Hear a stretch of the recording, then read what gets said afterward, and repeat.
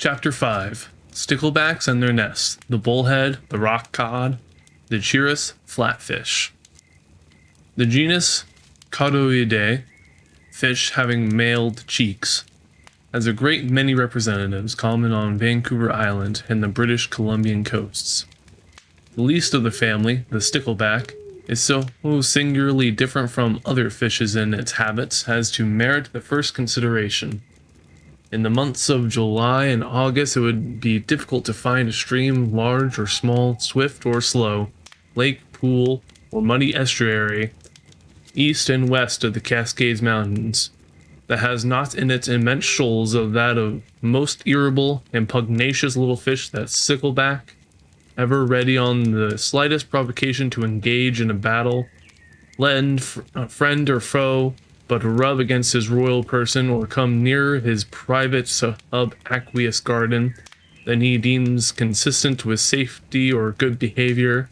In a moment the spines are erected like spear points.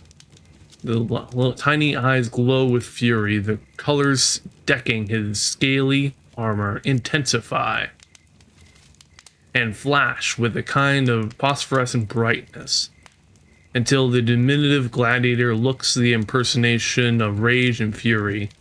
But as we cultivate his acquaintance and gain a better knowledge of his real character, we shall discover that his quarrelsome disposition is not so much attributable to a morose temper and a love of fighting for fighting's sake as to a higher and more praiseworthy principle. No amount of thinking would lead one to imagine that his pugnacity arises from intense parental affection, a love of offspring scarcely having a parallel in the living world, prompting him to risk his life and to spend a great deal of his time in constantly reoccurring praximus of fury and sanguinary conflicts, in which it often happens that one or more of the combatants get ripped open or mortally stabbed, with the formidable spines arming the back.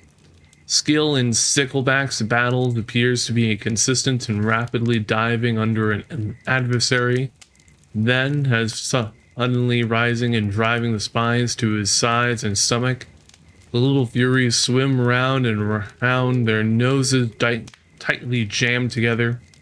But the moment one gets his nose the least bit under the hat of his foe, then he plies his fins with all his might and forcing himself beneath, does his best to drive in his spear, if the other one be not quick enough to dart upwards and escape the thrust. Thus squaring they fight round and round until the death or flight of one ends the combat.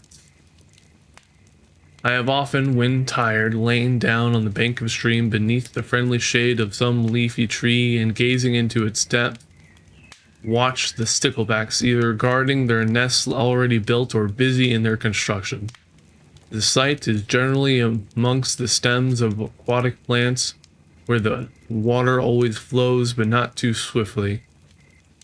He first begins by carrying small bits of green material which he nips off the stalks and tugs from out the bottom and sides of the banks. There he attaches by some glutinous material that he clearly has the power of secreting to the different stems destined as pillars for his building. During this operation he swims against the work already done, splashes about, and seems to test its durability with strength. Rubs himself against the tiny kind of platform, scrapes the slimy mucus from his sides to mix with and act as mortar for his vegetable bricks. Then he thrusts his nose into the sand at the bottom and bringing a mouthful scatters it over the foundation. This is repeated until enough has been thrown on to weight the slender fabric down and give it substance and stability. Then more twists and turns and splashings to test its firm adherence than all the materials that are intended to constitute the foundation of the house that is yet to be erected on it. The nest or nursery, when completed, is a hollow, somewhat rounded, barrel-shaped structure, worked together much in the same way as the platform fastened to the water plants. The whole firmly glued together by the vivacious secretions scraped from off the body. The inside is made as smooth as possible by a kind of plastering system. The little architect continually goes in, then turning around and round, works the mucus from his body on the inner sides of the nest, where it hardens like a tough varnish. There are two apertures, smooth and symmetrical as the hole leading to the inside of the wren's nest. And not unlike it, all this laborious work is done entirely by the male fish, and then completed, he goes a-wooing. Watch him as he swims towards a group of the fair sex, enjoying themselves amidst the water plants, arrayed in his best and brightest livery, all smiles and amiability, steadily and in the most approved style of stickleback lovemaking. This young and wealthy bachelor approaches the object of his affections, most likely tells her all about his house and its comforts, hints delicately at his readiness and ability to defend her children against any enemy, vows unfailing fidelity, and, in lover fashion, promises as much in a few minutes as would take a lifetime to fulfill. Of course, she listens to his suit. Personal beauty, indomitable courage, backed by the substantial recommendations of a house ready built and fitted for immediate occupation, are gifts not to be lightly regarded. Throwing herself on her side, the captive lady shows her appreciation, and by sundry queer contortions declares herself his true and devoted spouse. Then the twain return to the nest, into which the female at once betakes herself and therein deposits her eggs, emerging when the operation is completed by the opposite hole. During the time she is in the nest, about 6 minutes, the male swims around and around, butts and rubs his nose against it, and although it appears to be in a state of defiant excitement, on the female leaving, he immediately enters, deposits the milk on the eggs, taking his departure through the back door. So far his conduct is strictly proper, but I am afraid morality in stickleback society is of rather a lax order.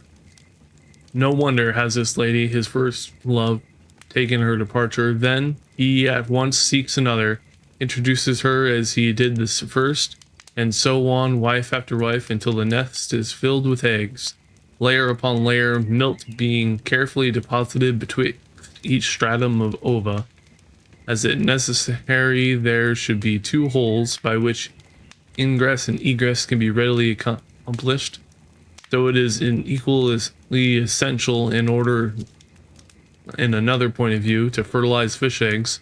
Running water is the first necessity, and as the holes are invariably placed in the direction of the current, a steady stream of water is thus directed over them.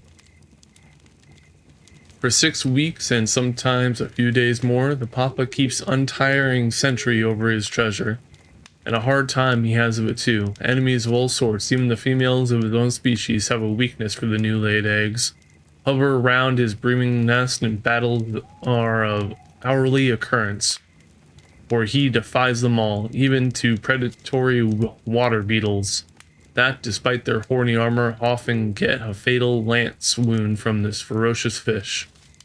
Then he has to turn the eggs and expose the under ones to the running water, and even when the progeny make their appearance, his domestic duties are far from ended. For it is said, although I have never seen him do it, when one of the young fish shows any disposition to wander from the next, he darts after it, seizes it in his mouth, and brings it back again. There are 3 species that come into the fresh waters of British Columbia to nest and hatch their young. The saw-fin sickleback, body entirely plated, peduncle of tail keeled, the 3 dorsal spines conspicuously serrated on their edges, anterior fin a little in advance of the base of the pectoral, insertion of ventral in advance of the second dorsal spine, their own spine serrated on both edges, posterior margin of caudal somewhat hollowed. The color of the freshly caught fish is grayish olive oil along the dorsal line, but on the sides, particularly in the male, it shades away into an iridescence, like that seen on mother of pearl. Again, changing to pure silvery white on the abdomen